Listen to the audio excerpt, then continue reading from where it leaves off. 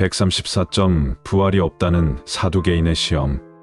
천국에선 누구의 자식이냐? 다음으로는 이제 부활이 없다고 하는 사두개인들이 예수님께 올무를 놓은 것이라고 이해할 수 있습니다. 7 형제가 있었는데 첫째가 자식이 없어서 죽었어요. 그러니까 둘째, 셋째에서 7째까지 결혼을 했습니다. 지금의 결혼 상황으로 보면 이해하기 어렵습니다. 하지만 이것은 유대인의 풍습을 이해할 필요가 있습니다. 그러니까 형이 자식이 없으면 그 동생들이 자식을 이어서 그 집안의 대를 이어야 하는 겁니다. 그것을 계대라고 합니다. 대를 계속 이어서 가문에 자식들을 낳는 대를 잇는 풍습을 말합니다. 그런데 나중에 부활 때가 되면 장가를 7번이나 결혼한 형제들과 이 아내가 과연 누구의 아내가 되겠느냐? 누구와 결혼관계, 가족관계를 형성할 수 있겠느냐? 이런 질문을 하는 것입니다. 참 기발한 생각이 아닐 수 없습니다. 이럴 때 예수님께서 대답하시는 말씀이 무엇이냐면 부활 때에는 누구와 시집가고 장가가는 그러한 것보다 더 중요한 가치가 있다. 그것은 살아있는 하나님과의 관계가 인간 관계보다 더 상위 개념이고 절대적인 개념이다. 그런 말씀을 하시는 것입니다. 그러니까 사람들의 관점에서는 누구와 결혼 관계를 갖느냐? 그런 것들이 중요한 것일 수 있지만 하나님께서 역사하시는 부활의 관점에서 보면 그런 것을 초월하는 영적인 의미, 그런 것들이 더 중요한 가치를 가지고 있다는 것입니다. 사실상 결혼해서 같이 살고 자녀를 낳는 것은 인간 세상에서 가장 중요한 것임은 틀림없습니다. 평생 같이 지내니 얼마나 애틋하겠습니까? 아닙니까? 웬수입니까? 거기서 행복과 기쁨을 누리는 겁니다. 그렇게 하지만 천국에서는 이런 혈육 관계를 모를 리 없겠습니다만 그보다 영적으로 하나님과의 관계가 더 우선시 된다는 것입니다. 남편과 아내 처 자식이라는 혈육 관계를 뛰어넘는 영적인 기쁨과 풍성함, 영원성, 이런 영적인 관계가 더 우선한다는 의미입니다. 사실상 인간의 언어로 표현하기가 어렵고 설명하기가 난해합니다.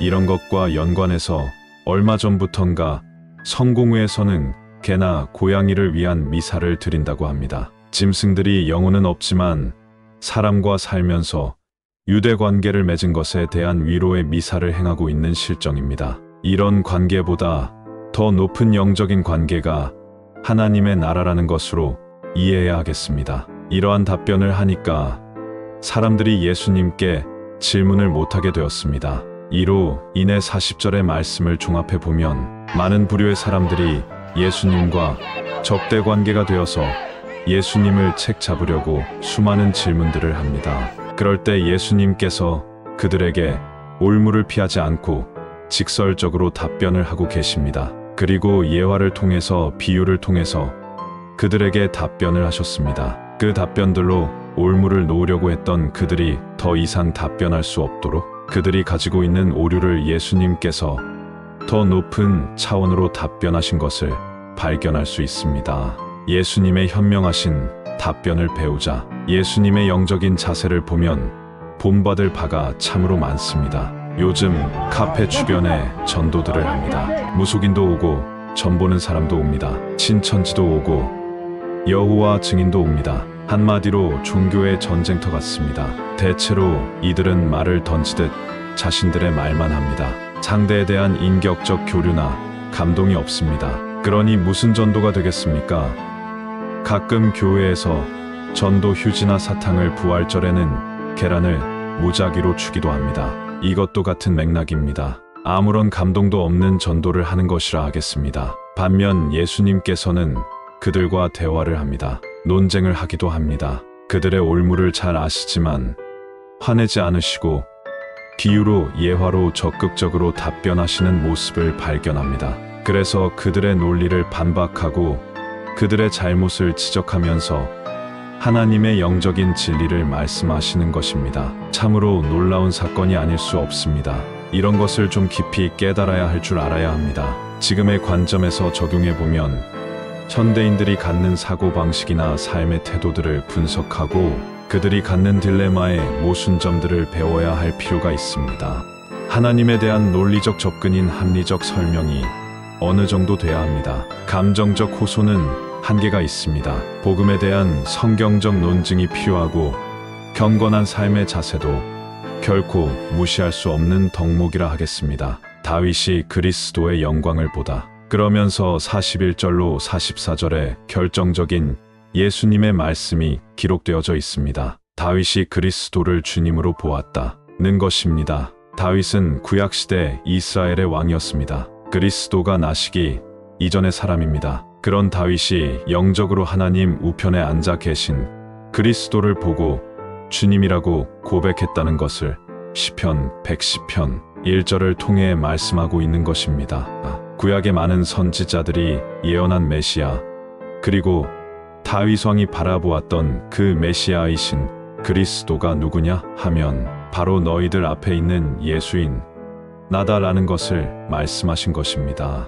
하나님께서 다윗에게 보여주셨던 하나님 우편에 앉아 계신 그리스도가 지금 너희들 앞에 있는 예수다. 내가 하나님께로 보내심을 받은 그리스도라고 직설적으로 말씀하시고 있는 것입니다.